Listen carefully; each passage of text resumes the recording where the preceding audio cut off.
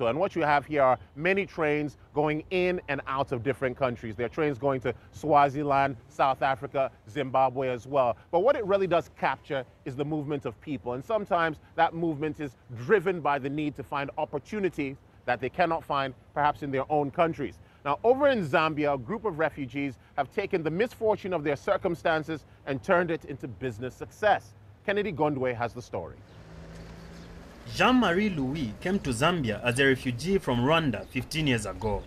He's a qualified lab technician, but can't practice his profession because of tight labor restrictions. Louis began his business with a pottery $6, that's now grown into a thriving bar and shops. When I reached Zambia, I came with the other gentlemen. We were a group of 7. Some ran short of cash on our way, but we had to support them until we reached here. We sold a few things we had to find at least a minimum capital which can make us start life. Many people like Louis have given up on their careers because they can't get jobs, and so start their own ventures in order to survive. Because of the difficulty in accessing formal jobs, many refugees tend to trade schools like this one where they acquire entrepreneurship skills. It is therefore not surprising that most of them are involved in different businesses in order to earn a living. Zambia is home to around 56,000 refugees. Most of them come from countries like Rwanda or the Democratic Republic of Congo, and that means stiff competition for employment. For you to be given a work permit, a self-employment permit, you must have a minimum capital, working capital of 25,000 refugee, and 25,000 US dollar as a refugee.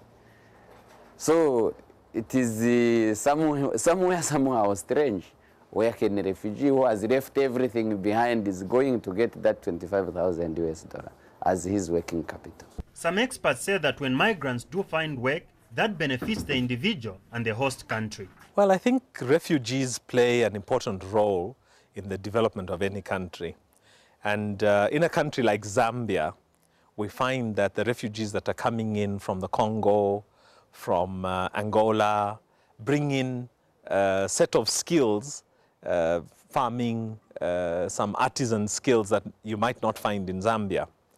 And from our experiences, we find that, for example, in the area of refrigeration, a lot of the Congolese refugees who have come in and have been able to actually go into economic activity are found running businesses in markets where they are working on fridges and stoves, and they're doing it at a level which is in some way is sort of above the quality that Zambians have generally been working in this area.